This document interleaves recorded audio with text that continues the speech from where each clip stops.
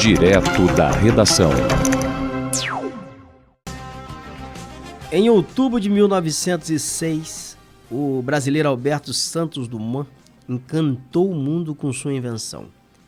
O 14 bis, sua criação, voou 60 metros em 7 segundos. E o feito se deu no campo de Bagatelle, em Paris, diante de milhares de pessoas. Santos Dumont, na época, tinha apenas 24 anos. A reportagem especial de Luiz Cláudio Ferreira detalha esse grande momento para a história da humanidade. Um percurso que marcou a história da humanidade. 60 metros em 7 segundos. Naquele 23 de outubro de 1906, mais de 1.000 pessoas no campo de Bagatelle, em Paris, olharam atônitas para cima. O brasileiro Alberto Santos Dumont tinha conseguido uma proeza: decolar, dirigir e pousar um avião. O 14 bis subiu 2 metros do solo. 115 anos depois, pesquisadores entendem que o legado deixado por Santos Dumont é imensurável. De acordo com o físico Henrique Lins de Barros, autor de 4 livros sobre o gênio brasileiro, o caminho até o voo de 1906 é de um cientista corajoso e extraordinário. Ele tem uma produção, em 10 anos ele idealiza, constrói, experimenta mais de 20 inventos, todos revolucionários. Quer dizer, é uma taxa de mais de 2 inventos por ano, e acerta. Então ele tem intuição para saber que aquele caminho pode dar certo e tem criatividade para ir adiante. Os colegas dele, inventores, diziam que Santos Dumont era dificílimo no sentido de, em uma semana, ele fazia o que os outros levavam 3 meses. Em 1898, com apenas 25 anos de idade, Santos Dumont desenvolveu um motor a combustão para a aeronave. A grande descoberta ocorreria em 1901, quando o aviador provou a dirigibilidade, contornando a Torre Eiffel com o dirigível número 5. Para o biógrafo de Santos Dumont, o escritor Fernando Jorge, esta foi uma descoberta decisiva. A dirigibilidade é um momento supremo da história da aeronáutica. É o momento culminante da história da aeronáutica.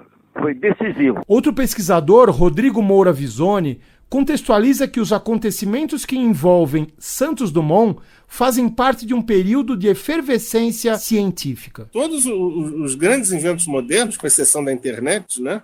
Mas todos surgem aí, nesse período. Então, a impressão que dava é que tudo seria possível, que a tecnologia resolveria todos os problemas. Era um momento que a humanidade tinha grande esperança na ciência, porque coisas que eram consideradas impossíveis se tornavam realidade. A transmissão da palavra, o homem voar, uma máquina mais pesada do que o ar. Impossível, aliás, não era palavra para Santos Dumont, que saiu do interior mineiro para fazer história.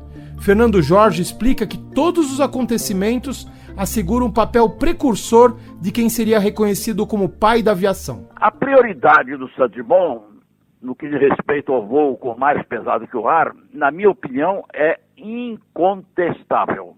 Fotografias provam isso, publicadas em revistas francesas, em jornais. O voo com o 14 bis, no campo de Bagatelle, em 1906, é um momento culminante da genialidade de um homem. É um exemplo. A vida do Santos Dumont é um exemplo para todos aqueles que têm um ideal e querem realizá-lo. O físico Henrique Lins de Barros lembra que as invenções de Santos Dumont eram acompanhadas de rigor científico. Quando ele tem um erro, um problema, ele escreve dizendo: olha, o problema que eu tive foi esse, assim, assim, tomem cuidado. E ele vai. Isso em 1901 ele já está, digamos, maduro na arte dos balões. De 1901 até 1906, ele começa uma transformação impressionante, científica, assim, de entender o que é o voo do avião, que não se entendia. E aí ele parte para o 14 bis. O 14 bis, propriamente, ele construiu em pouquíssimo tempo. Ele foi amadurecendo, ele experimentou. Você vê, o grande prêmio Deutsch é de 1901. O 14 bis vai aparecer só em 1906. Ele constrói o 14 bis em um mês, um pouco mais de um mês, e começa a experimentar. Em setembro ele experimenta, faz vários testes com o avião para entender como é que o avião poderia voar, até ele tentar realizar um voo de verdade. 23 de outubro, ele consegue. E aí ele mostra para todos os outros inventores, e eram muitos, ele mostra o seguinte: é possível fazer o avião mais pesado que o ar, voar controladamente, decolar por conta própria, voar e pousar sem graves acidentes. Então isso é uma revolução. A partir daí, de outubro e novembro, quando ele faz outros voos, os outros inventores parece que aprenderam qual era o problema. Divulgador científico, aviador corajoso, inventor curioso. O som do 14 bis ecoa pelo tempo. E não só quando olhamos para os céus, mas também quando constatamos que sonhos podem se transformar em realidade. Com sonoplastia de José Maria Pardal, da Rádio Agência Nacional em Brasília, Luiz Cláudio Ferreira. É uma história sensacional, né? De um brasileiro. Se Santos Dumont ele ficasse no Brasil para inventar o avião no Brasil, ele não conseguiria conquistar o mundo como conquistou, como inventor. Ele era um inventor. Além do avião, Santos Dumont também inventou o relógio. O relógio é uma invenção de Santos Dumont, sabia disso? Relógio também é uma invenção de Santos Dumont. E Santos... Oi? Relógio de bolso. E o Santos Dumont, ele era muito amigo de Fernando Pessoa, um dos grandes poetas da língua portuguesa. Eles eram amigos, eles eram contemporâneos. E o Santos Dumont foi morar na França e conseguiu esse intento. Mas há uma disputa muito grande sobre a invenção da aviação. Os Estados Unidos não reconhecem o Santos Dumont como inventor do avião. Reconhecem os irmãos... Agora eu não me lembro o nome aqui dos irmãos lá que são considerados nos Estados Unidos como os inventores da aviação. Mas quem foi o inventor, quem voou pela primeira vez, quem criou o primeiro avião, foi Santos Dumont. Foi o 14 bis. E cometeu suicídio, né? Os irmãos Wright. Muito obrigado. Os irmãos Wright são os norte-americanos. Os Estados Unidos reconhecem eles como inventores. Aí você veja como já era grande a disputa naquela época por patentes. E o Santos Dumont... Mostra de novo a foto, a imagem do 14 bis. 114 anos para a história não é nada.